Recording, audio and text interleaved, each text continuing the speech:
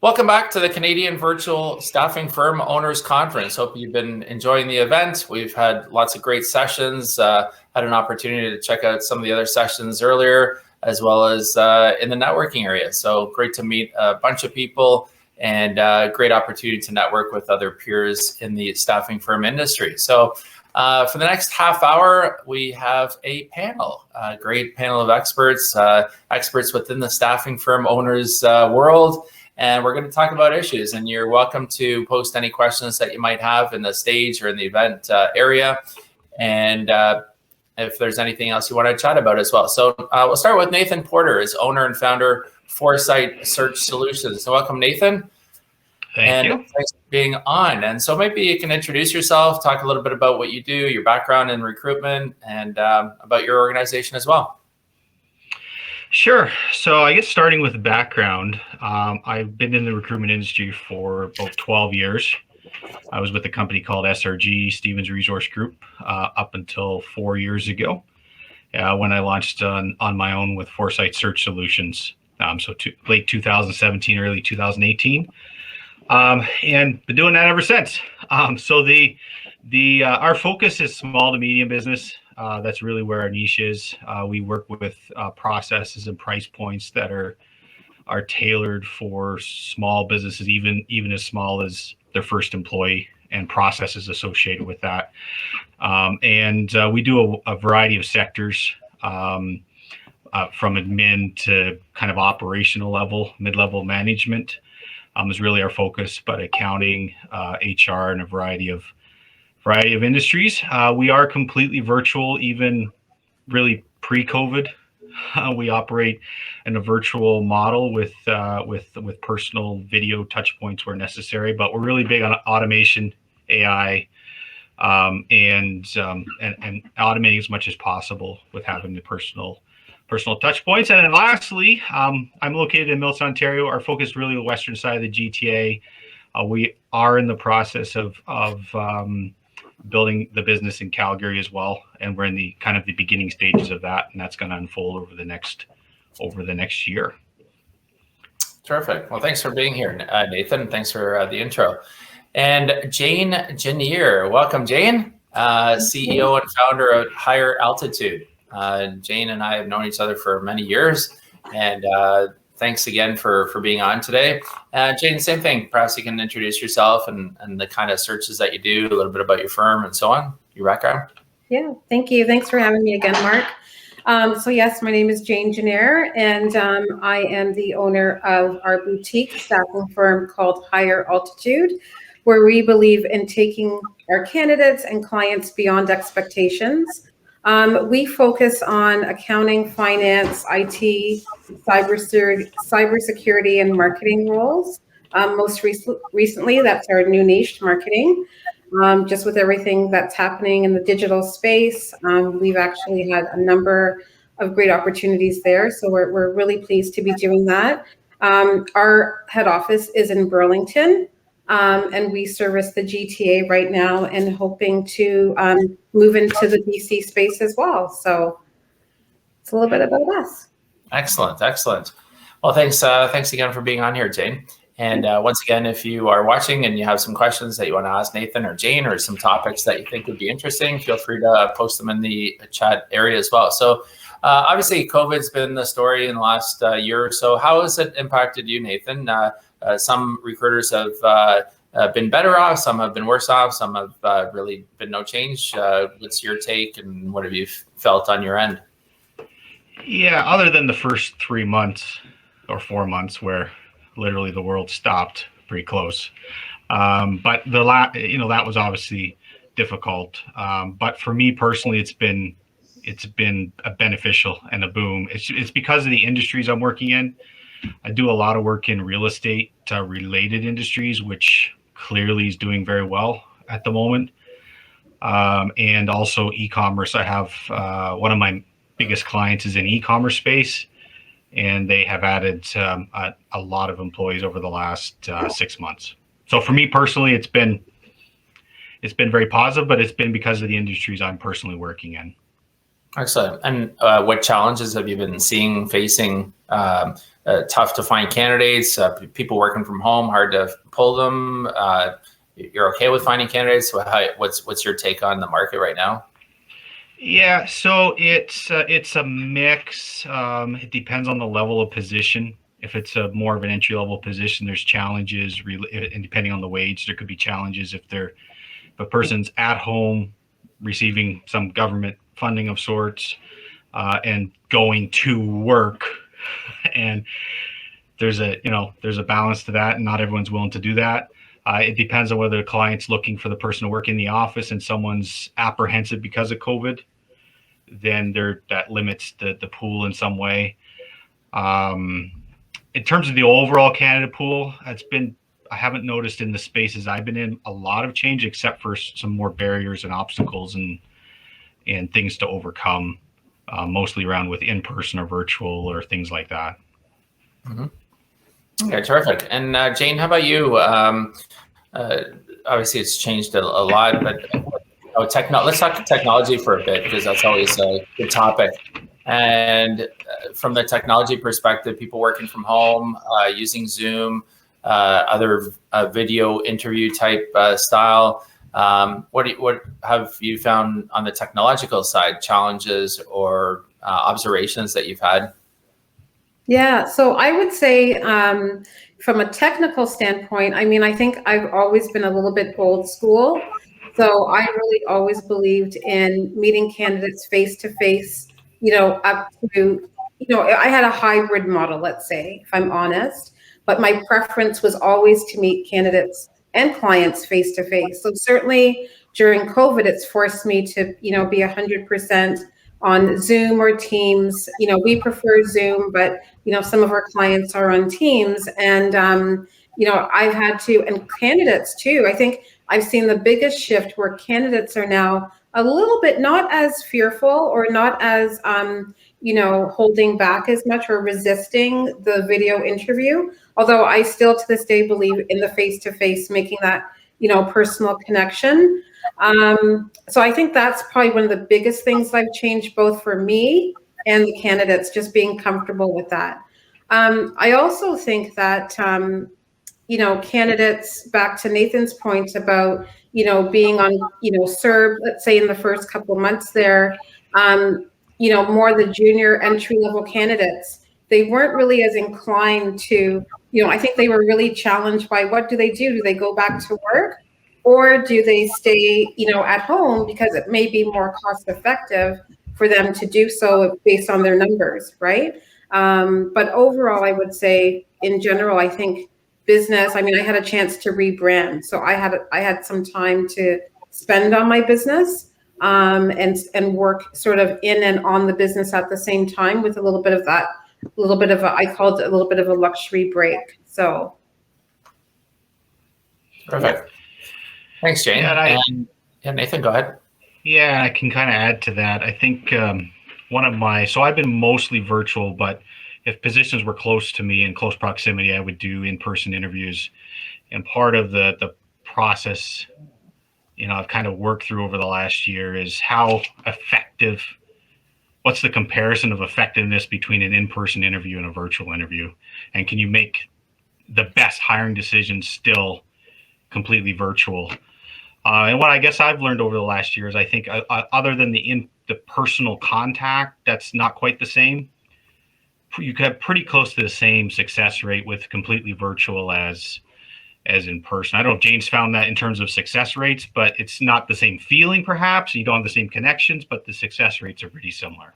I would agree with you, Nathan. I think the success rates are definitely are similar, and I think we've learned to kind of get to the point a little bit faster. So I think technology has made even me more efficient because you only have a window of time. Candidates really don't want to be on the screen for, so it's different, but I think it's more efficient. I think it's helped with efficiency for sure. Yeah, I agree. Terrific. If you're just joining, my name is Marc Belaiche. I'm president of TorontoJobs.ca.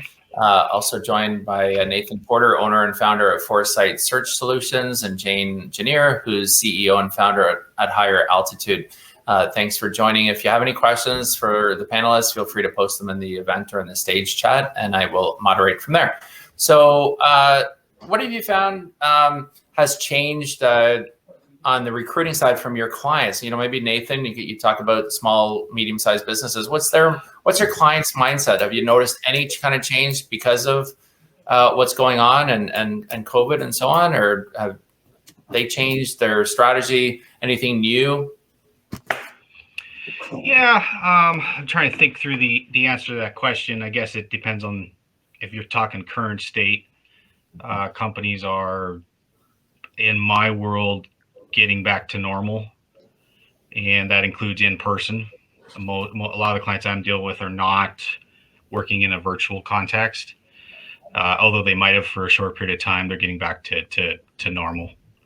I don't notice, there was changes initially with obviously being virtual and keeping it and trying to integrate that to some degree, but it feels like getting back to normal, to be honest, with the clients I'm dealing with right now. Mm-hmm. Pre-COVID, and Jane, how about you? Getting back to pre-COVID. Yeah. I would say the client mindset for some of my clients who are still open and had to do, move all of their employees to home offices.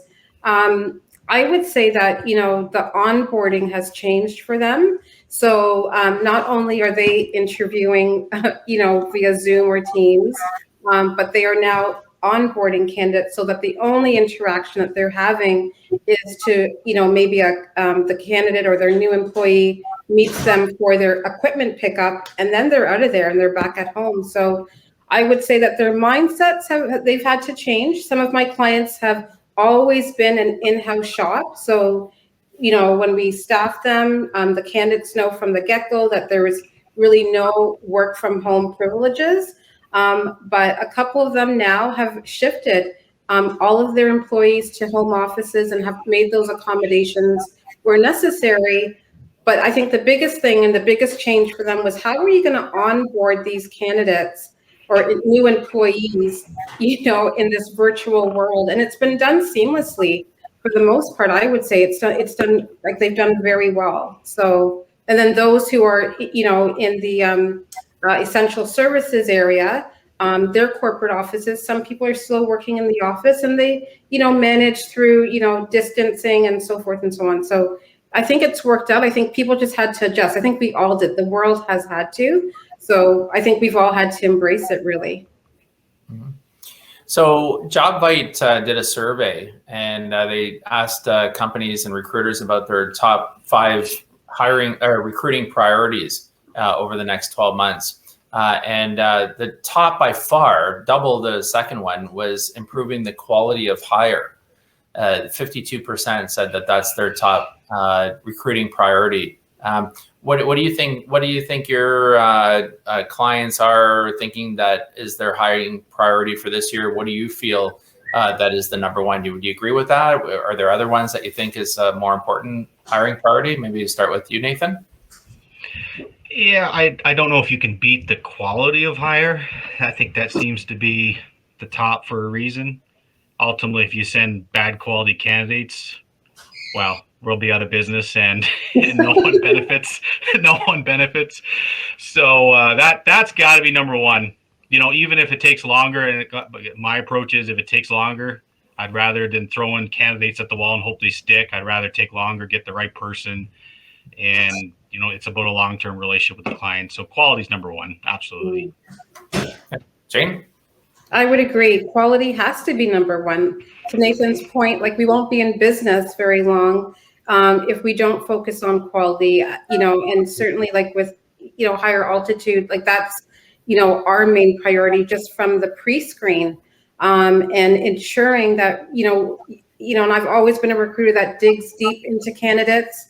And so that's not a differentiator, but certainly one of our key elements. But I think we want to be that consultant for our clients, right? We want to be able to not make the assessment for them to say, hey, we'll rank these candidates for you, but we want to be able to give them, quality and choice so that they can make a decision, because really the length of time a candidate stays in an opportunity that we've placed them in is a testament of the quality that we've provided. So yeah, I would agree that would be number one for sure.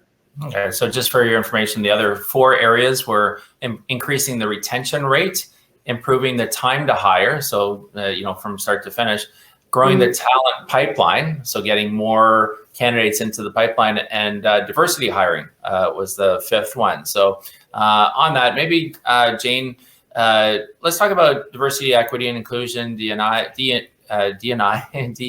it's different definitions, whatever. Yeah. Diversity, equity, and inclusion. People are using different acronyms for it, but there seemed to be a lot of growth, a lot of discussion about it, especially after George Floyd, and through 2020, and then kind of 2021. It's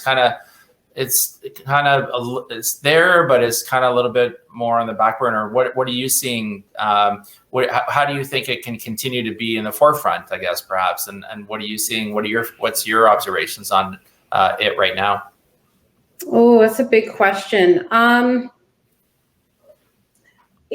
think for employers, I think, so for instance, I'll give one live example. So I had a candidate go out to meet a client last week. She asked the client, what initiatives are you taking to improve or and the client couldn't really answer because the response was, well, we always do such and such. And she really felt that she could have asked the question twice because the question wasn't really answered in terms of what initiatives. So I think that companies need to be clear if they are doing it. I mean, it depends where you are. Is it a flavor of the day? So, definitely as a Black woman, and I hear about all of these changes that should be happening, want to be happening. I think people just need to be of the mindset that, first of all, regardless if you have this as an initiative or not, the best candidate will always win. And that we're hiring people at the end of the day. And certainly we want to have an environment or a culture that is diverse, but it may not just be diverse by color. It could be by people. It could be by thought. I think even just the diversity of thought will push us in the right direction, because people from different cultures have a different mindset. I mean, we have to be in the human race of this and make it about people and hiring people for their strengths, their weaknesses, just the whole embodiment. So, but I think companies should have an answer. What are the initiatives that you're taking? Because I do think people get it misconstrued. It's not about, in my opinion, it's not about tokenism. It's not about just, placing people and to say, well, I've met my quota, right? It's not affirmative action. It's about the best candidate wins. Hire people, in my opinion, for who can do the job well and who does the job best, but also keeping in mind and respecting that when we open ourselves up to be people that are open to different perspectives, then I think everybody wins, really, if that answers the question. Yeah, great answer. Excellent answer. Nathan, anything to add? There's not a lot I can add to that. That was a great answer. Yeah, I think blind recruiting, like there are unconscious biases by clients, or maybe we have, that when we're doing the recruiting process where we judge people based on criteria, even unconsciously. But I think blind recruiting, maybe blanking out some of the information on resumes, which I'm thinking about, is a way to eliminate it from the client side. They make decisions based on what the resume actually is versus what their innate biases might be. But Jane answered it perfectly. I think it's the best candidate wins ultimately, regardless of background or any other characteristic. Yeah. I think it's hard though. I think it's hard because even if we have to, and I have done it myself, right? If we're blinding out people's names because we know that people have these biases, they're not even, that in itself, I think, is a challenge, yeah. right? But we know that these things happen. So we just have to, put measures in place. I was part of a training session yesterday where a particular software company in staffing now has, the data to collect if they've, how many women applied for that job, how many men applied for that job, how many, Latinas, how many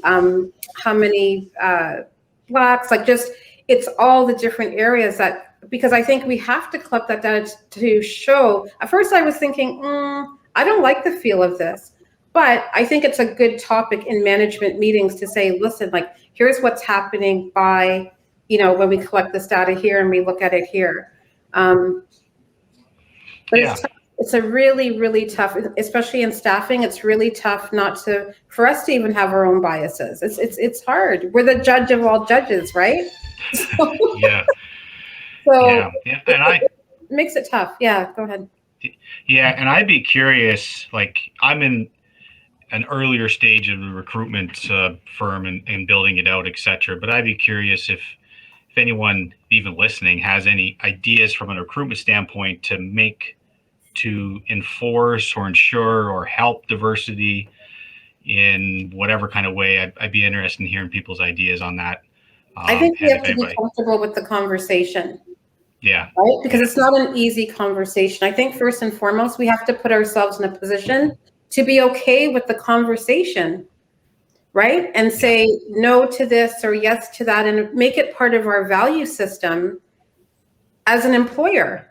I think that's where it starts first. Yep, very good. For sure. Great points, great discussion.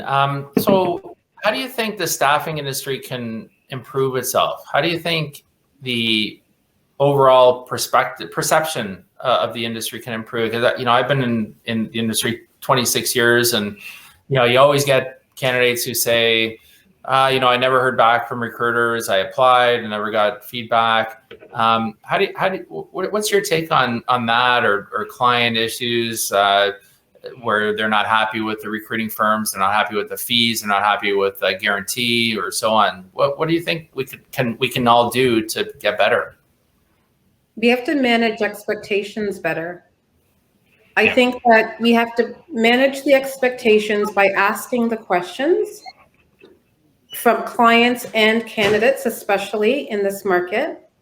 And we need to, seek to understand. And I also think that we need to put the processes in place to ensure that we can do the follow-ups better, that we can, the fees are, the discussions and knowing the market. But I think the follow-up is the biggest faulty area that you hear from candidates in terms of how they feel about how they're treated, right? Because we are in a very reactive business, but we have to be very careful of how the impression that we're leaving, because it'll destroy your business if you're not taking care of candidates and clients, but more so the candidates are, they seem to have the biggest voices because they get left untouched after a certain period of time. So I think you've got to put the processes in place. That's something that we're focusing on here at Higher Altitude. Nathan? And I agree. I agree with that. I think, and I hear it, we all hear it all the time. Someone applied through a certain agency. They never heard anything ever. Like after the initial conversation, there was no follow-up, there's no rejection. That happens on the client side as well. And I think it's having processes, even if they're automated. I think an automated process with a friendly feel is better than no process and no communication, 100. Right? So even if it's a rejection email that's sent 3 days later and you automate it and put a personal feel to it, that's the way to go. The person will leave with a different impression. And I always say, set the expectation, communicate well, communicate quickly, and communicate often.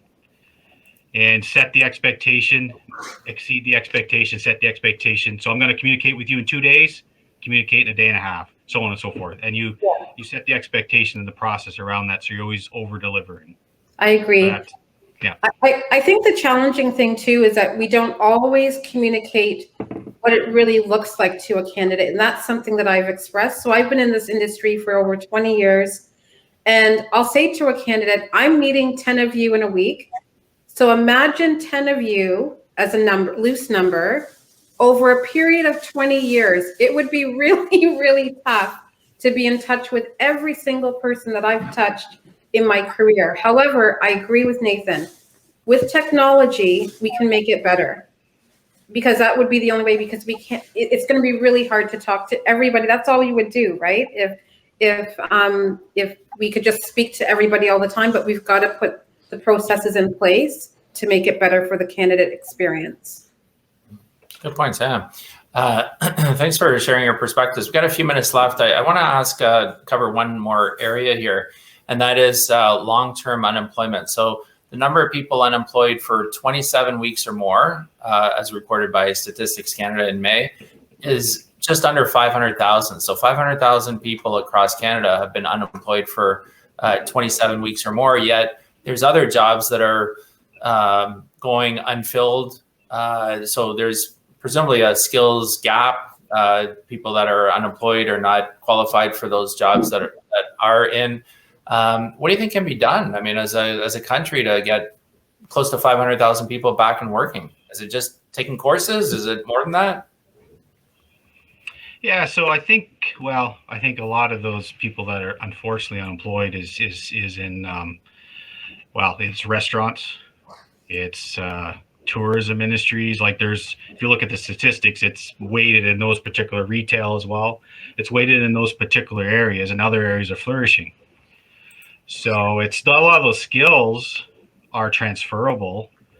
And so I think the government can do some things with programs to retrain people in things that are in high demand. Mm-hmm. I think clients, if they're really struggling, and we're really struggling to find for the client, we can frame it in a particular way. You have this person with great qualities. They might require a little bit more training initially, but they're going to be a better long-term employee. But I think it's a difficult question. Like, these industries will bounce back to some degree, which will shape how things move forward as well. Yeah. Well, we're seeing that in the U.S. for sure. That job numbers have really improved in May as a result of a lot of people going back to restaurants and everything else. And in fact, the restaurants are having a hard time getting people to work, and wages have actually gone up quite a bit. So interesting situation all around. But I want to thank you both for your insights and for being here. And thanks to everyone who has come to the Canadian Virtual Staffing Firm Owners Conference today. Event today is presented by TorontoJobs.ca and TorontoEntrepreneurs.ca, and is powered by Event Logic with a K.ca. Again, my name is Marc Belaiche. I'm president of TorontoJobs.ca. Panelists today, Nathan Porter, owner and founder, Foresight Search Solutions, and Janniere is CEO and founder at Higher Altitude. How did you like the event? Let us know. We're going to be sending you a survey link to complete in the next 24 hours. So take a few minutes. Let us know what you liked, what you didn't like, what you'd like to have improved. I also want to thank all the speakers today, the panelists, and the team as well. Behind the scenes, there's a lot of people that are involved in today's event. Alex, Carla, Sandra, Sarah, Rachel, Ann, and more. So I just want to take a second to thank them. I also want to thank the sponsors and exhibitors today, TorontoJobs.ca. If you want another avenue to find candidates, there's an opportunity to post your jobs and search the resume database. Reach out to sales@TorontoJobs.ca. TorontoEntrepreneurs.ca, great way for business owners to connect. Event Logic with a K.ca. If there's an event you'd like to have done, for example, job fair, virtual job fair, or otherwise, feel free to check out the website. Arrow Workforce Solutions, if you're thinking about selling your staffing firm, you can reach out to me and I can put you in touch with them. Hero Funding supports recruitment agencies of all sizes to access funds and payroll services quickly to grow your business. Gahuza.ca is a new recruiting platform. It's a new way of looking at recruitment. It's coming out soon.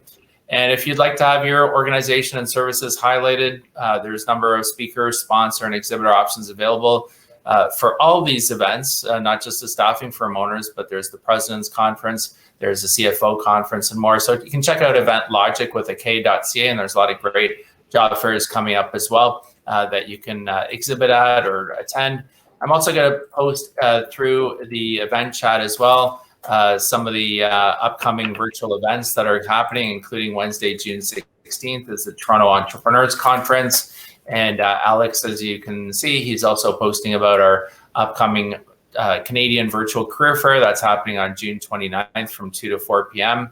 The Canadian Virtual President's Conference happens on Thursday, June 24th.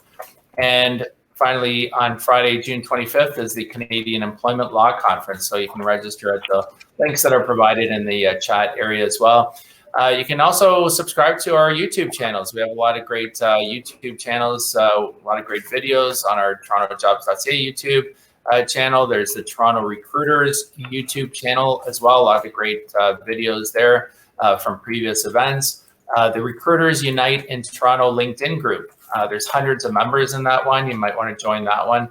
And you can stay connected with all of TorontoJobs.ca social media at the Linktree link that I'm providing. And also I'm going to provide the Recruiters Network link as well for Linktree. There's a lot of great opportunities for you to connect with others. And that's really what this platform is about. And this is what this event is all about as well. Now, we do tack another 10 minutes to this event, so you can check out our expo area networking. There's still a little bit of time if you've missed anything.